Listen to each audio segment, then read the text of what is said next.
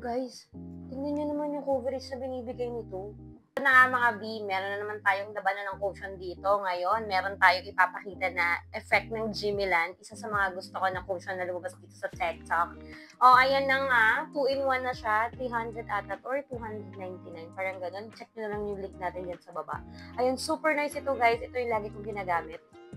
So, papakita ko sa inyo kung ano yung coverage niya. Ay! Nalaglag yung foam, yung sponge. Yung sponge siya, and then ito yung sa powder niya, pero hindi ko siya masyadong ginagamit kasi mahilig ako sa cushion lang. So, ito na, mga V. Try natin muna dito mag-dab dito sa kabila. Okay. Boy. Tignan nyo naman yung coverage, mga beshi wap. Kaya gusto ko ito. Kasi, hindi ako mahilig sa matte na mga cushion.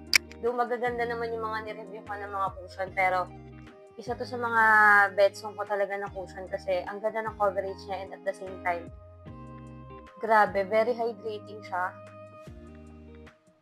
And hindi siya mainit sa mukha ha, in fairness. Guys, tingnan nyo naman yung coverage na binibigay nito. Oh, pak. Mga besh, tingnan nyo naman, ito yung side na nilagyan ko ng one layer, pero pak, ang ganda! Okay, lagyan naman natin yung kabilang side para pantay na siya. Okay. Sabi nila, pag nagganyan ka, kailangan i-ano mo dito, dako mo na dito para mas maganda yung pagkakalapat niya sa face mo. Guys, nakita nyo yun? Yung may mga pula-pula ako dito, natanggal siya.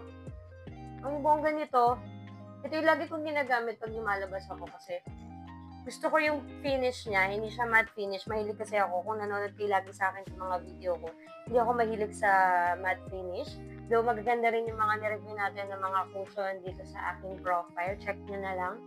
Ito yung pinaka gusto ko as of now ha, ng mga sa lahat ng mga tinest ko. Kasi para siyang glowing lang. Kung gusto niyo yung parang Korean glass skin, ganon. Tapos ayan siya.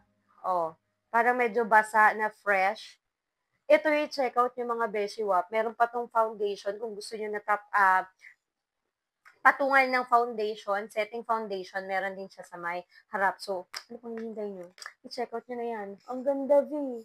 Oh, pak. Laverne. Check out nyo na yan.